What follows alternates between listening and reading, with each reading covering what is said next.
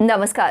PP news line के prime time में आप सबका स्वागत। मैं हूं रजनी अनुभव। आइए सबसे पहले नजर डालते हैं आज दिन भर की प्रमुख सुर्खियों पर।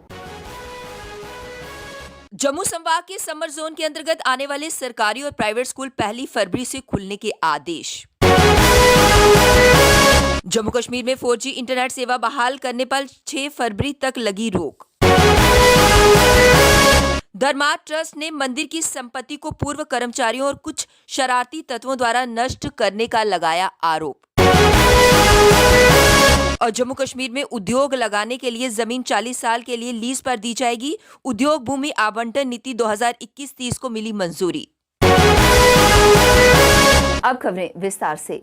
सुरक्षा बलों के बढ़ते दबाव और सभी प्रमुख कमांडरों के मारे जाने से हताश कैडर को फिर से खड़ा करने के लिए जैश ए मोहम्मद ने एक बार फिर पुलवामा जैसा कायरतापूर्ण हमला दोहराने की साजिश रची है।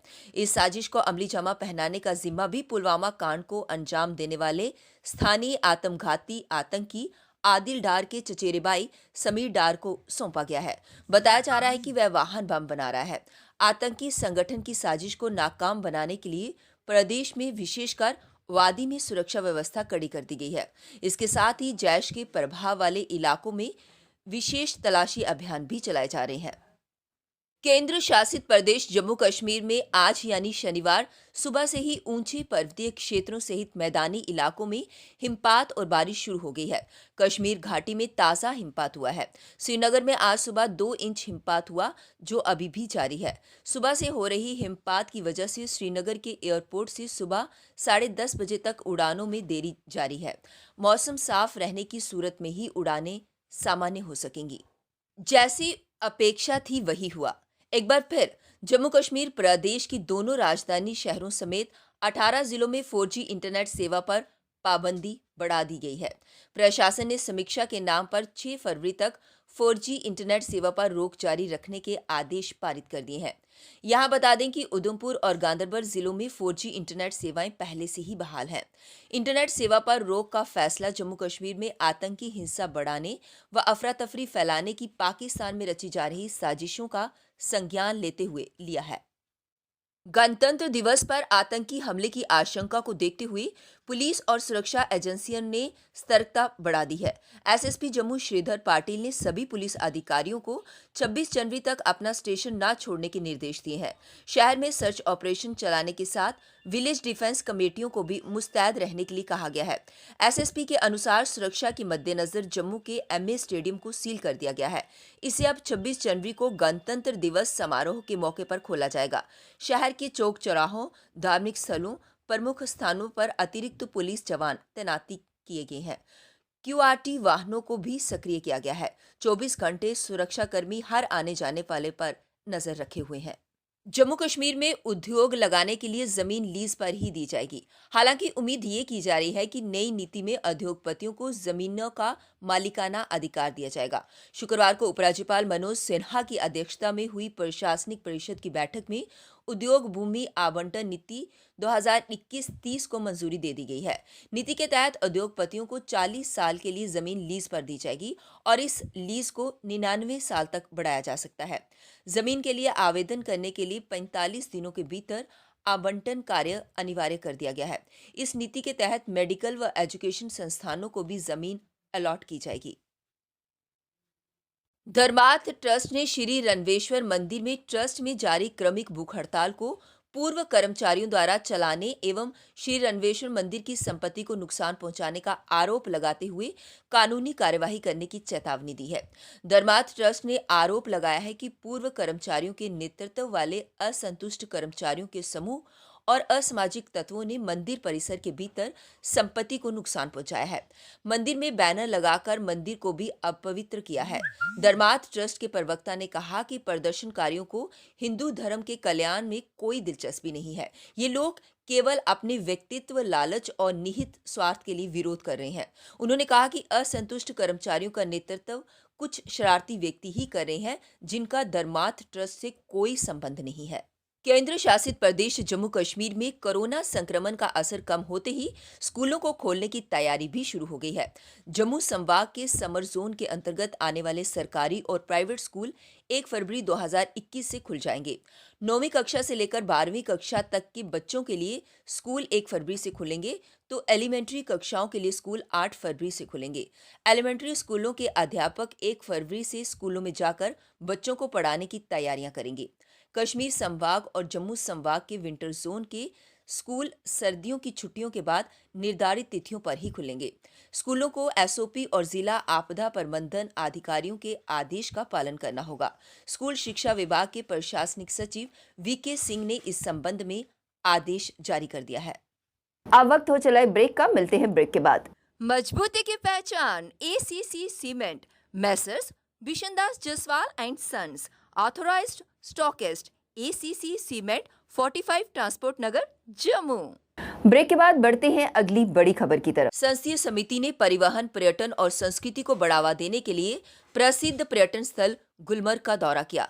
गुलमर्ग में मीडिया के साथ बात कर रहे पार्लियामेंटेरियन मनोज तिवारी ने कहा कि यूटी का सर्वांगीण विकास भारत सरकार का प्रमुख लक्ष्य है।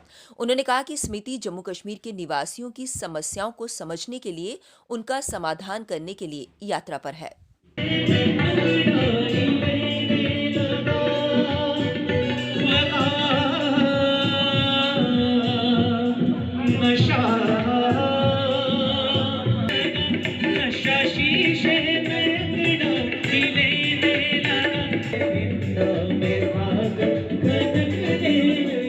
जम्मू कश्मीर में कोरोना संक्रमण के मामले लगातार कम हो रहे हैं। जम्मू संभाग में 5 जिले तो कोरोना मुक्त होने की कगार पर हैं। इन जिलों में कुछ दिनों से एक भी मामला नहीं आया है। वही सक्रिय मामले दहाई के अंक से भी कम है। अन्य 15 जिलों में भी स्थिति बेहतर हो रही है। जम्मू कश्मीर में इस समय 1100 के आसपास ही सक्रिय मामले रह गए हैं, लेकिन 5 जिलों डोडा, राजौरी, कठुआ, किश्तवाड़ और रियासी में सक्रिय मामले बहुत कम हो गए हैं। नेशनल हेल्थ मिशन से मिले आंकड़ों के अनुसार डोडा में 5, राजौरी में 8, कठुआ में 5, किश्तवाड़ में 2 और रियासी में 9 ही मामले आए। बीडीसी चेयरमैन ने गांव बिलासपुर बंगला में 6 लाख की लागत से कंप्यूटर लैब का शुभारंभ किया। इस मौके पर बीडीसी चेयरमैन ने कहा कि इस एरिया में कोई भी कंप्यूटर लैब नहीं थी। अब इस लैब के बन जाने से क्षेत्र के हजारों युवाओं को फायदा होगा। रूरल डेवलपमेंट डिपार्टमेंट बनाएगा और बड़ी अच्छे तरीके से बनाएगा इसका हमने आज फाउंडेशन स्टोन रखा है और बड़ी जल्दी ये तैयार होगा और इससे बच्चों को सुविधा मिलेगी। बच्चों को कंप्यूटर सीखने का पूरा टाइम मिलेगा। स्कूल में ही जो कंप्यूटर रूम होगा, कंप्यूटर भी मिलेंगे और अच्छी सुविधा बच्चों को मिलेगी। बाहुफोर्ट डेवलपमेंट कमेटी ट्रस्ट जे&के द्वारा बावेवाली माता मंदिर में तैनात महिला कांस्टेबल के अमानवीय व्यवहार को देखते हुए फौरन सस्पेंशन की मांग की गई है, ताकि लोगों का पुलिस प्रशासन पर विश्वास बना रहे। विश्वास है वो बना रहे, उसके लिए जिसने ऐसा इनह्यूमन एक्ट किया है उसको इमीडिएटली सस्पेंड किया जाए।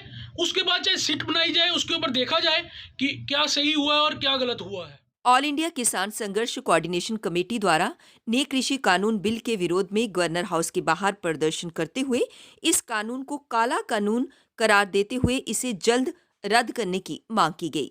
सभी लोग जो हैं वो नक्सलवादियों की बात करते हैं, वो सभी लोग जो हैं किसान लोग हैं। हम किसान लोग हैं, सभी किसान जो हैं किसान है मेरे भाई।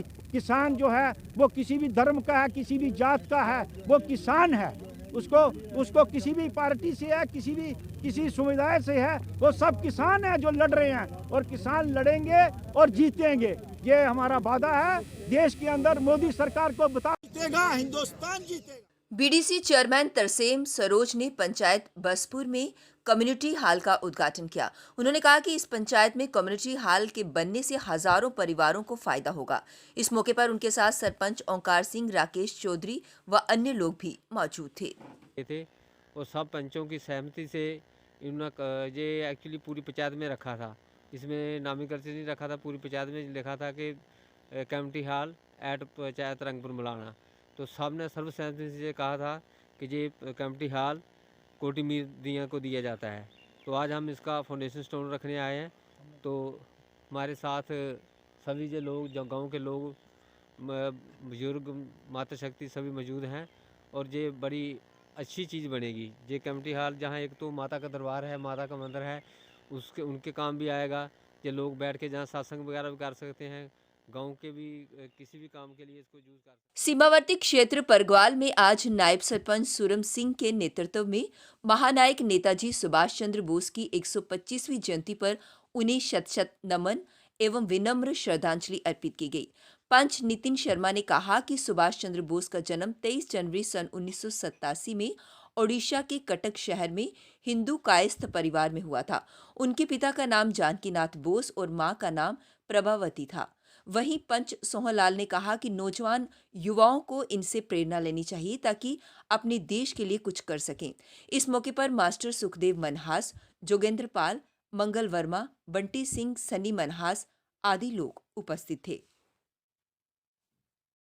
और मैं खासकर युवाएं दी एक गल आखना चाहंग कि एक तो नशे कोला दूर रोहन और अपनी सेहत दी तंदुरुस्त रखन और मौका आने पर अगर उन्हें दी देश की जरूरत पौंदी है और देश वास्ते वो किश करिए कर गुजरिए उन्हें दसना चाहिए। मैं तुहाडे चैनल के माध्यम कन्नै युवाएं दी दोबारा एक बारी गल आखूँ कि इन्हें लोगों की नहीं भुलना चाहिए क्योंकि इनकी वजह कन्नै गै अज अस आज़ाद घूमा करते हैं। जय हिंद जय भारत। पीपी न्यूज लाइन के प्राइम टाइम के आज के इस अंक में बस इतना ही। मुझे और मेरी पूरी टीम को दीजिए इजाजत और आप देखते रहिए पीपी न्यूज लाइन। नमस्कार। जम्मू में आई टेस्टिंग की साइंटिफिक और मॉडर्न टेक्नोलॉजी के लिए हमेशा याद रखें जेम ऑप्टिशियंस, जहां पर रखा जाता है आपकी हर जरूरत का ख्याल। Gem opticians with the facility of eye exercise, A scan, biometry, pachymetry और ऑटोमेटेड फील्ड एनालाइजर। और हाँ, हमारे यहाँ बढ़िया क्वालिटी के ब्रांडेड स्पेक्टिकल्स, सनग्लासेस और कॉन्टेक्ट लेंसेज मिलते हैं। आपका भरोसेमंद एक ही नाम, Gem opticians, Gandhinagar. Gem opticians, Nai Basti. Gem opticians, Amphalla. Gem opticians, Trikuta नगर।